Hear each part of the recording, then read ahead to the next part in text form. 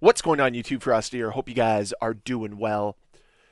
Modern Warfare 3 and Call of Duty in general right now has been sabotaged. Completely and utterly mismanaged from top to bottom. I think most people in this community can agree that MW3 and even Warzone right now, in their current states, are some of the best built Call of Duty experiences we've had in recent memory. Modern Warfare 3 is a fast-paced, fun game. Warzone actually seems as if it's an enjoyable experience this year compared to last year's debacle, but still there's something missing. And that is because it has been sabotaged by the incompetencies of both Sledgehammer Games and Activision as a whole. The lack of care and pride that has been put into consistently delivering a user experience that is fair and competent is absolutely shocking. This game could be so much better. And that's why I come on this channel every so often and criticize this game, complain about this game, because there's real potential there. There's a real opportunity to instill some confidence within this community and showcase that you can do this. But unfortunately, what we're seeing is time and time again, the inconsistencies outweigh the consistencies of the game. The negatives overshadow the positives.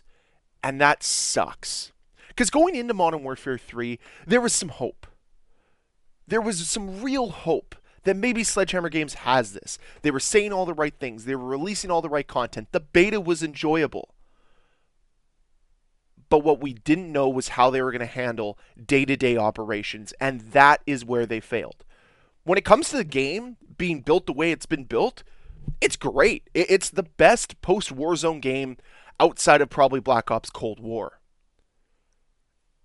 And that's the frustrating part, is you have such a good game here. And there's many that would argue that MW3 is better than Black Ops Cold War. And that's fine. I can understand that. But it's the fact that it's being bogged down consistently by a lack of care from Activision, Sledgehammer Games, and anybody else who has touched this game. We've talked about it almost every single major content update that has happened to MW3. There's something that breaks on the other end. Season 3 Reloaded, it was animation reloads. It was spawns that were broken. The game still has massive issues. I mean, Warzone had a reload bug that lasted a week in the game. Season 3 had its problems. Season 2 Reloaded had its problems. Season 2, Season 1 Reload, Season 1. It's been a consistent problem all year long.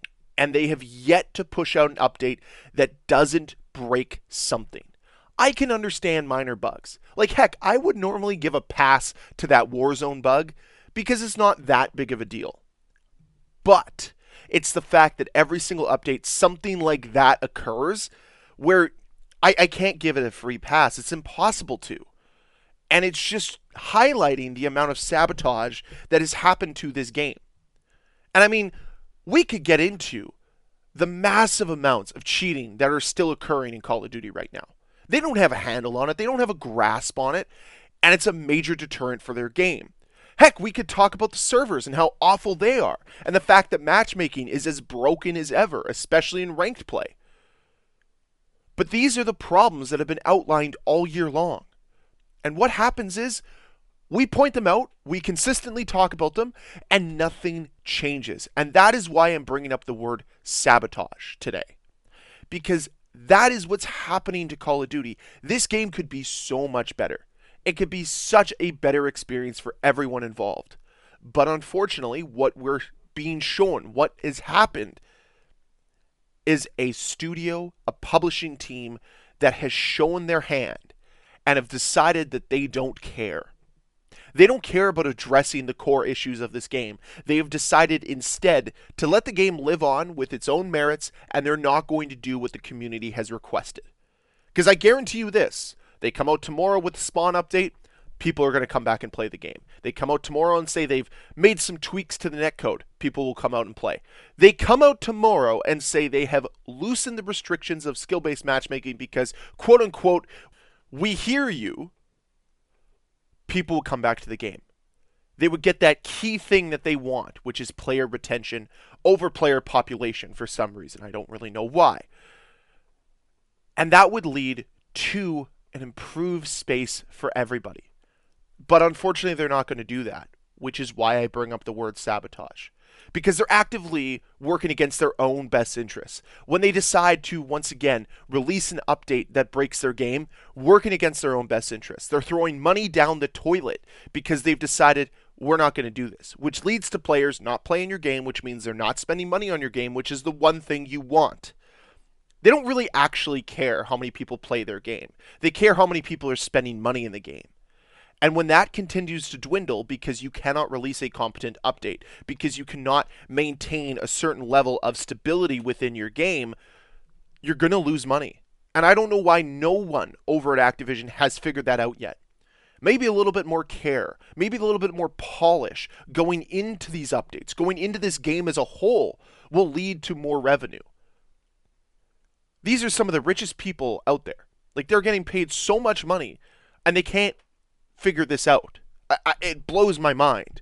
Like, you want bigger bonuses? Invest more in having quality updates so that your community supports your game more because the game isn't broken. Seems like a really easy concept to understand and grasp. But unfortunately, they're so hell-bent on not doing it that it's affecting their bottom line. That's exactly what it's doing. And that's why I'm making this video today. Because it needs to be pointed out again. It needs to be brought up again because they're going against their own best interests. Every time they release an update and it breaks something, it's affecting them just as much as it's affecting us. Every time that we ask for something to be fixed, once again, it's affecting them more than it's affecting us. And that's the problem. You want to have the best Call of Duty game in recent memory. You want to have the best Call of Duty experience that everybody in your community raves about. Listen to them. Work with them. Instill confidence that you understand the core problems of the game. When they say stop releasing broken updates, stop releasing broken updates. I think we could all live with an update getting pushed a couple days because you fundamentally have to fix something that's broken in it. They've done it before, they should continue to do it. Because it's very clear that they cannot follow the current internal deadlines that they've set themselves. So change it up. The current equation isn't working. It's not resulting in the best product possible. So change up the formula. Do something different.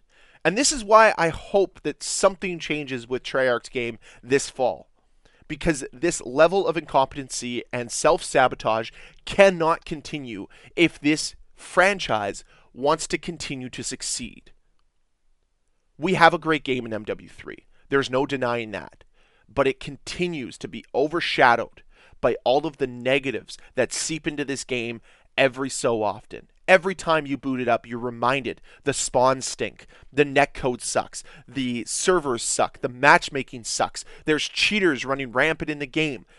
That's what your player base is leaving with.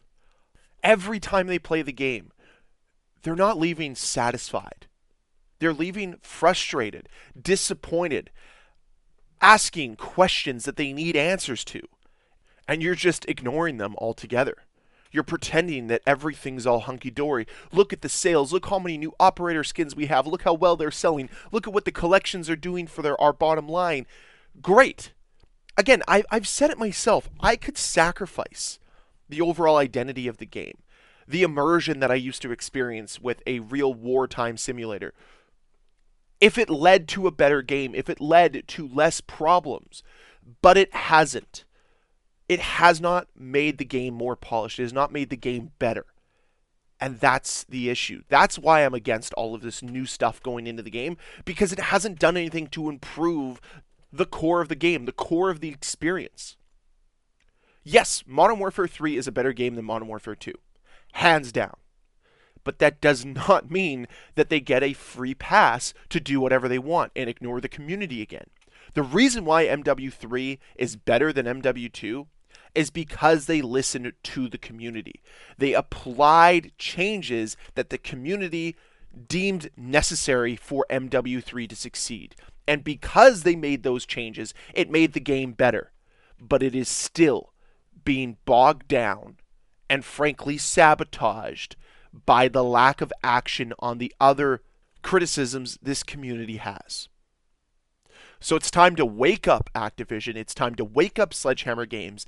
Listen to your community and instill some confidence and some hope that you guys can do this. So that's what I'm going to leave you with today. Let me know with a comment down below. What would you like to see the developers and publishers for Call of Duty change for Season 4? Love to hear your thoughts down below in that comment section. And as always, guys, if you enjoyed this video, please hit that like button. If you want to see more videos from me, please hit that subscribe button. I'll see you guys next time.